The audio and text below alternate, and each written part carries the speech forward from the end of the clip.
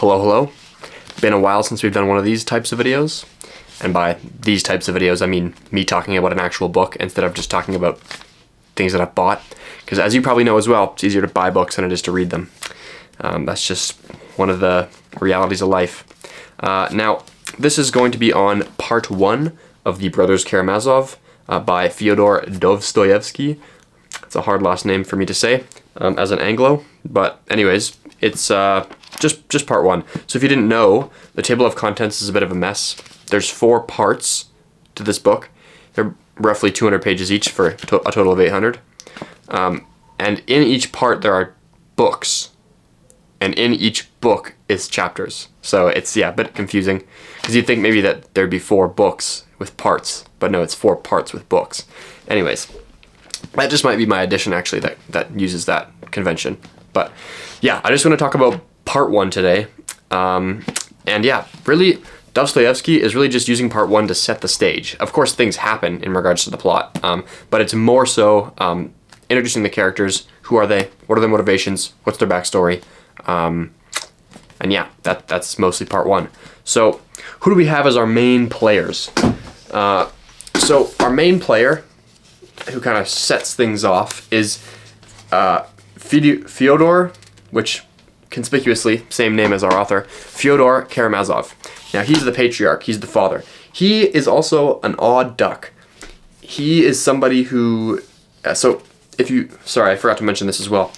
This book, I think it's Dostoevsky's one of his last works, and it's the point of in him writing it, or one of the main themes he explores in it, is like faith and Christianity and religion, and whether or not one can honestly be a Christian. Anyways, Fyodor Karamazov is not a religious person. He is a sensualist. So he just kind of indulges his pleasures, and that's about it. So he likes having drunken orgies. He, I mean, those are 2 of the big things, like drinking and sex. So those are kind of his fortes. And he also likes making a fool of himself. So in any given situation, he'll like get into arguments with somebody and like be flamboyant and just kind of poke buttons and just be annoying, right? Now Fyodor has had 3, maybe 4, we don't know, but for sure 3 sons. Now the first son, his name is Dmitri, and he had Dmitri with his first wife. Now Dmitri grows up, and also note that he doesn't really raise any of his sons. He has a servant named Gregory, who has a wife. They live in like a little servant house on the back of the property, I guess. And they are the ones that raise most of the kids, at least for some period in their childhood, before they're shipped off to some other place for some other older lady to raise them. So Fyodor doesn't really raise his kids. Now Dmitri grows up to be an army guy. He's like a foot soldier, or like, what's one above the foot soldier, like a major? I don't know, he's some sort of officer in the army. And he is kind of also a sensualist. He likes to live it up. He's not good with money. Whenever he gets money, he just spends it. He likes to live in the moment.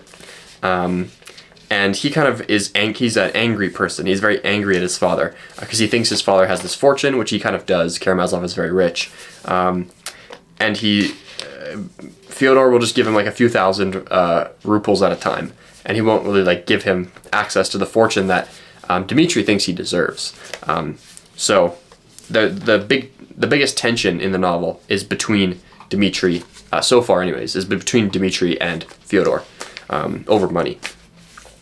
And then one interesting more thing about Dmitri is that he got wired 3,000 ruples from Fyodor while he was like on break, I guess, from the military. He was staying in this town. Now there's another really rich family of this who has a daughter who's very sort of like a high-class aristocratic girl, and her dad, whenever he gets paid from the military, he takes the money, gives it to a guy. The guy gambles it. It's a pretty safe gamble, like, and then he brings back the extras. It's like illegal gambling. Anyways, he always does this. He always gets extra money that way. Now, the one time he did it, the guy lost all his money. So now his superior's coming into town and he has to pay the money. Now, Dmitri just got wired these 3,000 ruples from from Fyodor, and it's kind of his last payment that Fyodor says he's going to give him. And now, of course, Dmitri's bad with money, so what does he do?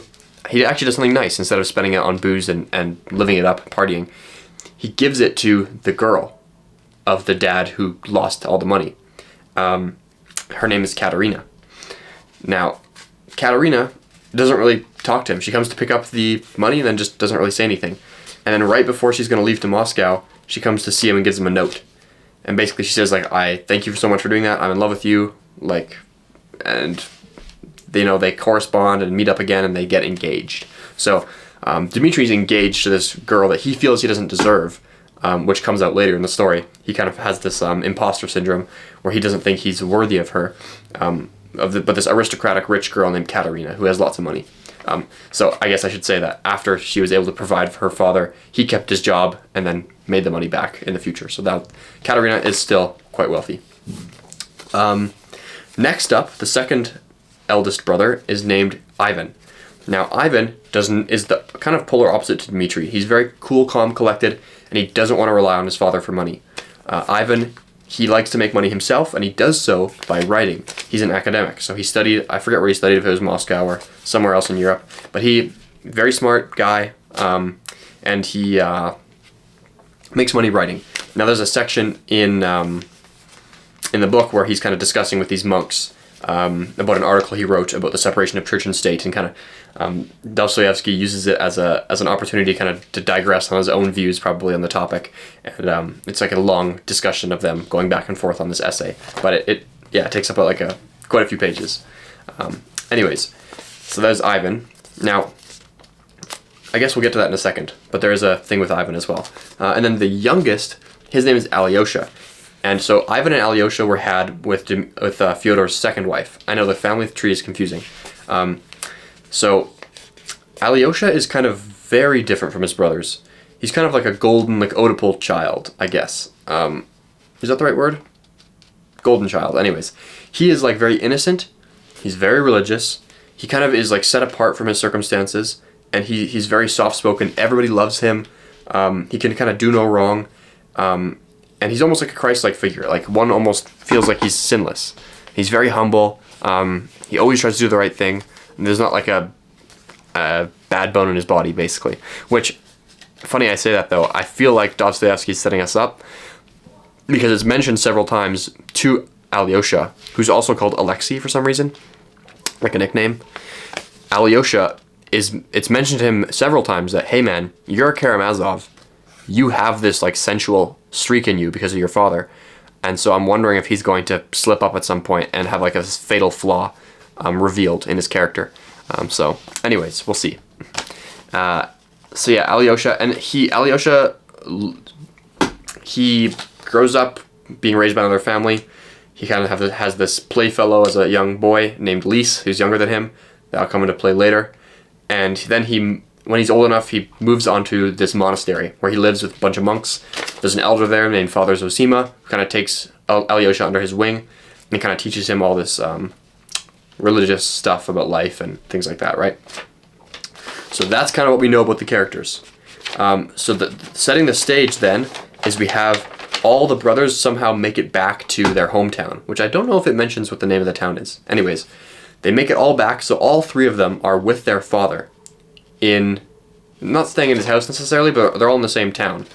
And that's kind of setting up for disaster, right? Because Dmitri's mad at Fyodor because Fyodor won't give him the money he thinks he deserves. Fyodor says, well, I gave you all the money, this is your portion. There's no more for you. And then Ivan, he meets Katarina when Dmitri brings Katarina back to the hometown, and he starts to fall in love with Katarina. Now, Katarina is very confused about what she wants. She thinks she loves Dmitri. Dmitri thinks that Katarina's awesome, but thinks that he's not worthy of her, and he thinks he's a worm. So he falls in love with the village prostitute named Grushenka, who's super terrible, manipulative, etc., etc. And the funny thing is that Fyodor, even though he's like way older, he wants Grushenka and thinks he can get her through using money. So not only is there a tension between Dmitri and Fyodor about money, but it actually escalates to be more so about this battle over Grushenka. And yeah, it's very, very crazy situation. And then Ivan, of course, wants to take Katarina. And Alyosha is just kind of trying to, like, he's doing damage control, basically. He's, like, trying to get everyone to, like, be on good terms and just, like, chill out. So he's kind of running errands back and forth, meeting people. And we kind of follow Alyosha as he, like, talks to people throughout the village. One more thing I forgot to mention, it's an important detail, is that there's, like, this folk tale around the, not even a folk tale, I guess, but, like, a rumor around the village that Fyodor has a fourth son. And the reason is because there was this, like, mentally handicapped girl that used to live in the village, and she was considered, like, a holy fool.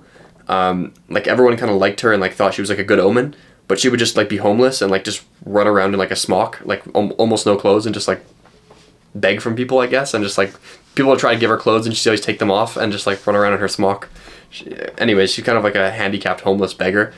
And one day, Fyodor's heading home from the bar with all his friends. They run into her, and they have this really disgusting bet where it's like, he's like, I think all girls are beautiful. They're like, what about her, the homeless beggar? He's like, yeah, I think she's beautiful. And they sleep together, like, on the side of the road. And so there's this, like, rumor that Smerdyakov, who's this other Russian boy who lives with Fyodor's servant Gregory, he kind of was raised by Gregory as, like, another surrogate son, just like Alyosha and Ivan and Dmitri. So there's a rumor that Smerdyakov is actually Fyodor's son via this beggar lady. I forget her name. Anyways, so I'm not sure what's going to become of Smerdyakov. He's a very unique character as well. He kind of is, like, very aloof.